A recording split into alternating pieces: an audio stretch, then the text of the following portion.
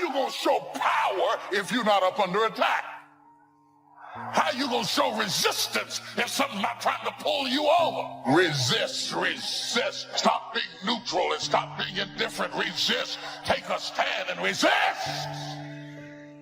You know, courage mounts up, and then sometimes we have the doubts that creep in, and we reach a little deeper to find that courage that overcomes our doubts and our fears. Courage to do what you didn't think you could do. The courage to step into territory that might be a little unfamiliar. The courage to talk to somebody you don't know. Courage to stand up when it's sort of dark in your corner. The courage to do it when it isn't going your way, seemingly.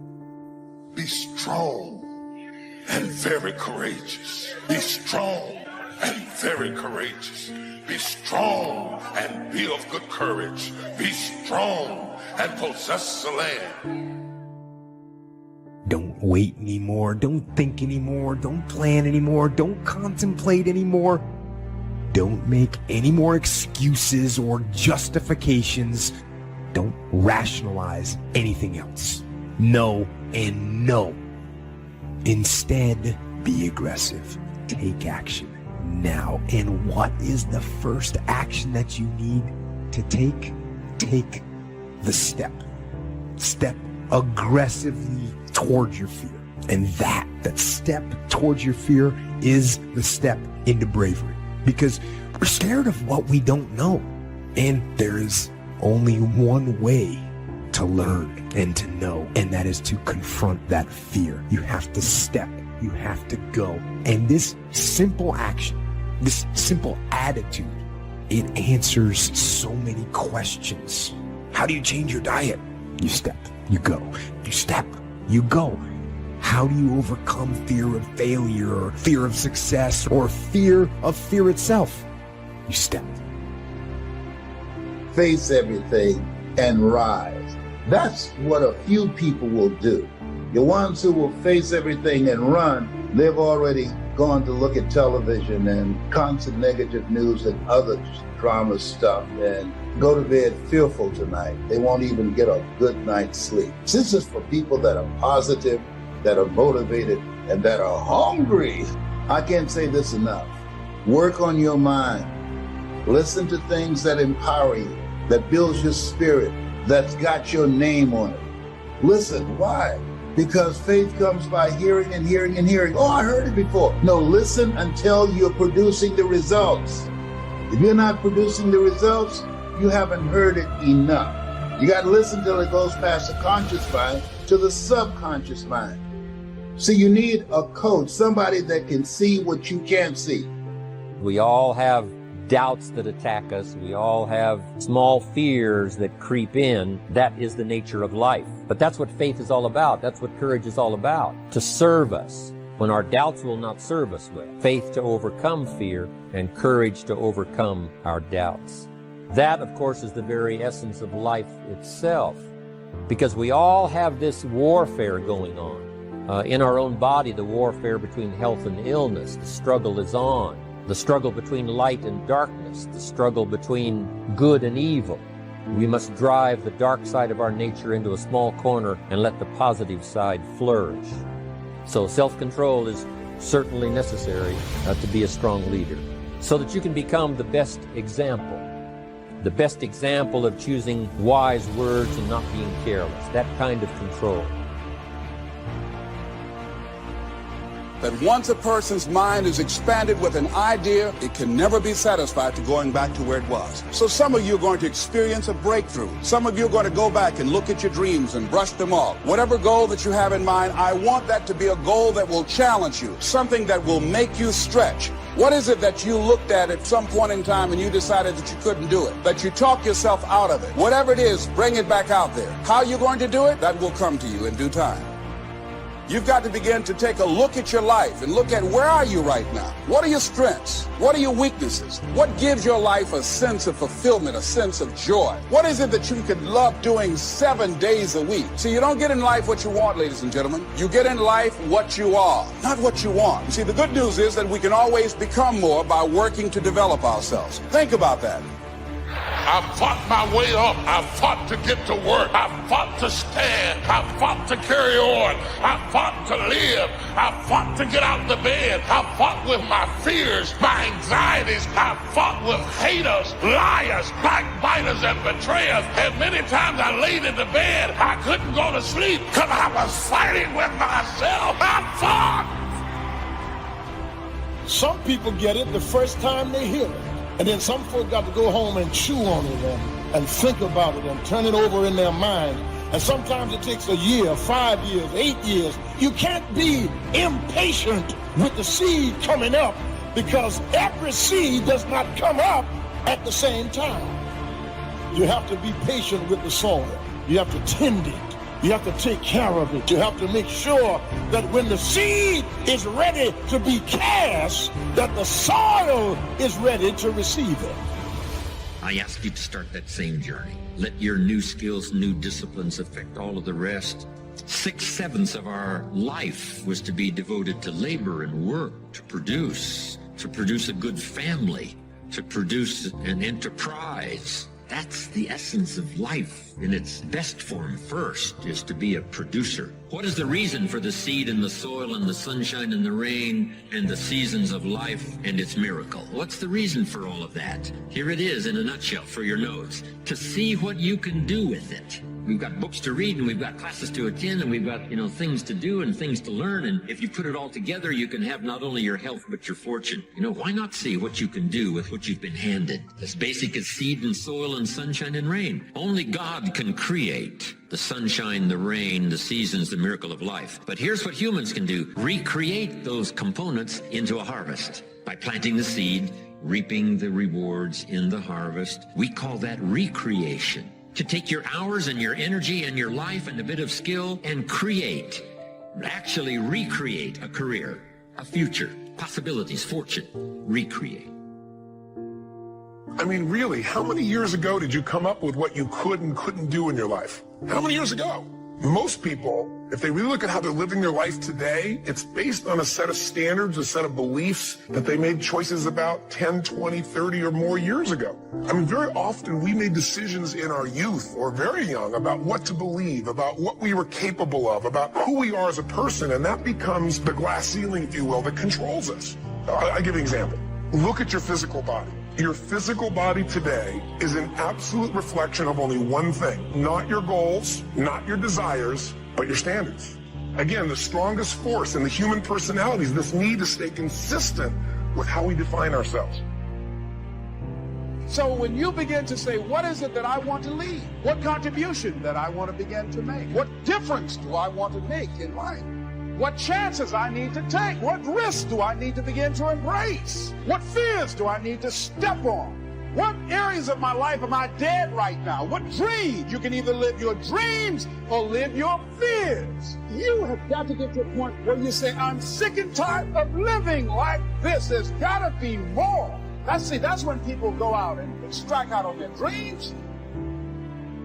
You don't always get your goals, but you always get your standards. Everybody in life gets their musts. They don't get their shoulds. Most people have a list of shoulds, don't they? Don't you have a list of shoulds, things you should do, you should follow through on? I should get into the office earlier. I should be, more confident. Whatever your should list is, when you decide something is a must for you, an absolute must, when you cut off any possible, you say, I'm going to find the way, or I'm going to make the way. Once you see that you're suffering either early consequences or severe consequences, all you have to do now is shut down that route, pick another destination and start going that way with some easy disciplines that day by day gather momentum, and now one success leads to another, leads to another. All disciplines affect each other. What's interesting about success is starting a new discipline, a couple of new disciplines, and sure enough, once you've gained just a little bit of success in a couple of new disciplines, it'll inspire you to clean up the rest. Each lack of discipline affects the rest. Take ownership. Take extreme ownership. Don't make excuses. Don't blame any other person or any other thing. Don't hide your delicate pride from the truth. Everyone took ownership of their mistakes. Everyone took ownership of the problems. Take ownership of your job. of your future and take ownership of your life. And lead. Lead yourself and your team and the people in your life. Lead them all to victory. There is a certain mentality that is associated with winners because there's a mentality. This is not about money. It's not about anything tangible. There's a mentality that goes along with winning. Trying to learn early the consequences of errors in judgment, poor behavior, and then try to learn from others that have gone down a disastrous road, and sure enough, they suffered the consequences, and you say, wow, then I'm going to change direction because I don't want those consequences. And to the positive, once you get that mentality, you can listen at a person talk a few minutes, and either it feeds you or it doesn't. And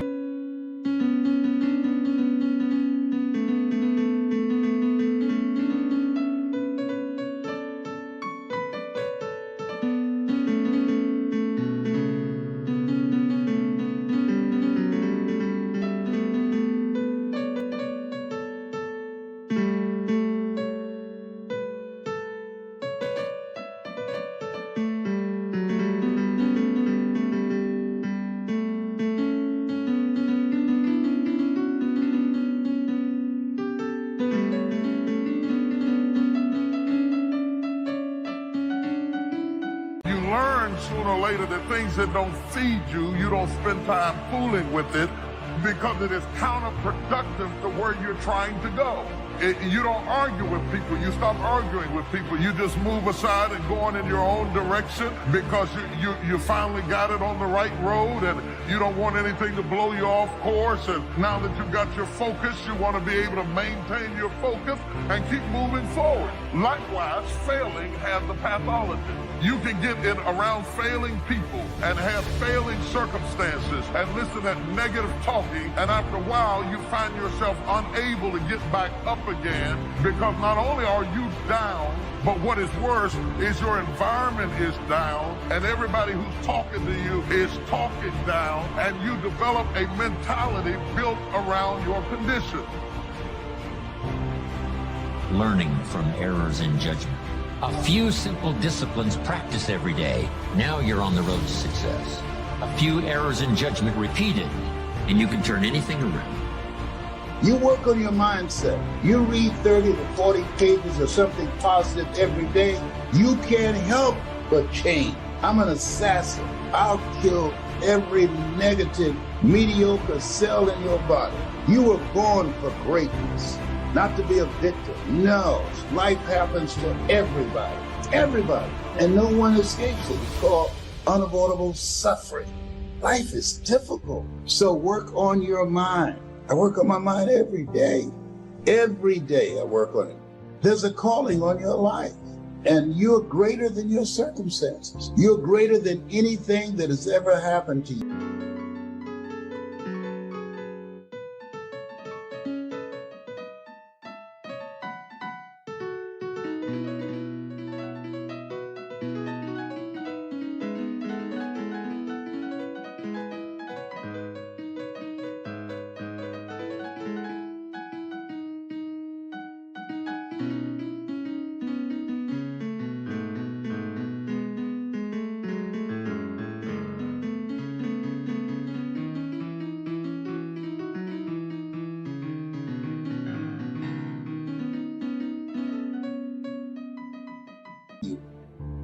Indecision is the thief of opportunity. If you don't decide what you're going to do today, the day could get away and you're not very effective. Don't start the day until you have it finished. Is it possible to finish the day before you start it? And the answer is yes. If you don't finish it, the day escapes. And in the morning you say, let's see, what should I do now? In the afternoon you say, hey, time's getting away from me, what should I do now? And now most of the day is lost. Most of the day escapes not being utilized simply because you didn't make those decisions early, at the early part of the day. The decisions we make in the early part of our life sometimes last for a lifetime. If you neglect them and don't make them, sure enough, the time passes. And the opportunity sometimes is diminished, and sometimes you spend a lot of time now catching up simply because you didn't make those early decisions. So it's the decisions at the first of the day, it's the decisions at the early part of the month, it's the decisions at the early part of the year that greatly determines what kind of year you're going to have. The decisions you make at the first chance you see opportunity, those decisions. Then we need decisions to correct poor decisions, to overcome our mistakes. It's possible, of course, for all of us to make unwise decisions. At the end of a few years, we say, that decision cost me too much. Cost me a lot of time, cost me a lot of money. But as long as you're alive, there's still a chance to use new decision power to correct the mistakes of decisions that were bad in the past. All of us have the opportunity to do that, but I think Napoleon was right here too. You got to be definite in making decisions so that the opportunity doesn't pass you by. Take advantage. The people that do that, the people that go against the grain, the people who ignore the naysayers, the haters, the people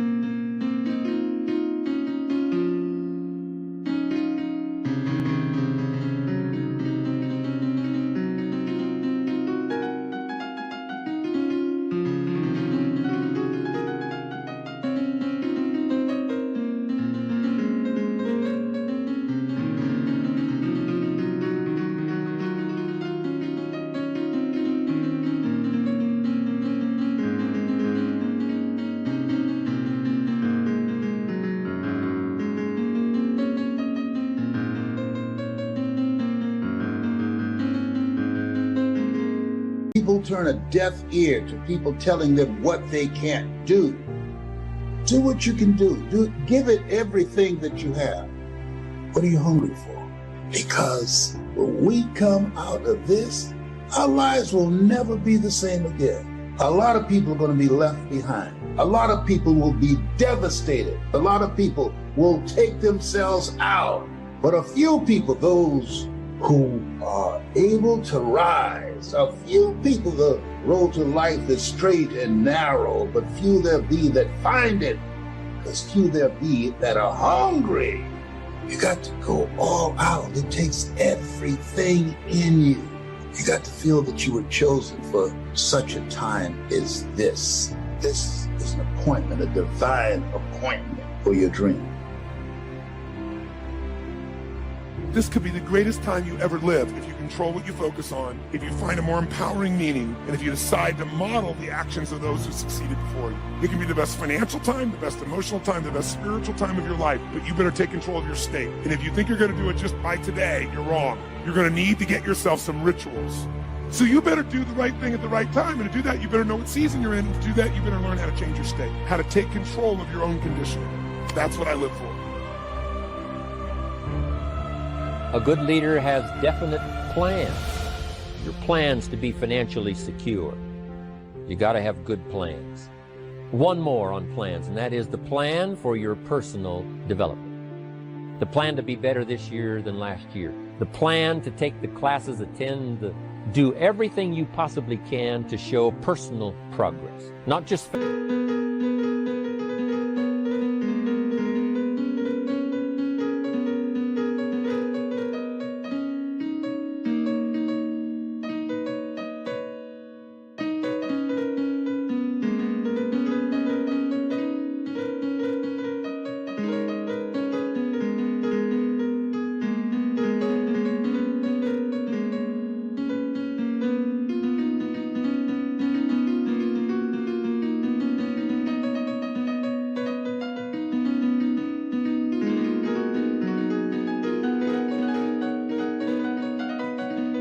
financial progress, but the progress of personality, the progress of communication skills, the progress in how to deal with people. You need those kind of plans. A plan for personal growth, personal development, a plan to be all that you can possibly be. Got to have good plans. A good leader has the habit of doing more than what he gets paid for. What an incredible philosophy this is. It's what we call the service that you put out like seeds in the ground that doesn't bring the harvest immediately, but the harvest is yet to come. There's no secret to success. There's a system to success. The system works if you work it. If you don't work it, it won't work. But it works if you work it. And that's one 4-letter word that most people don't like. that most people won't participate in their own rescue. And there are people who will be presented with an opportunity, who know that they could be laid off at any moment, who know that them keeping their job has nothing to do with how good they are. And yet and still, they'll go to work and have knots in their stomachs, hoping when they open up an email that they have not been told this is your last day. They'll go to work hoping there's not a security guard standing by their desk with a box and say, empty your things in here and take them to the front door and escort them to the parking lot. They go in there hoping it doesn't happen. Why? Because they don't want to do the work. It's an aversion to most people's spirit.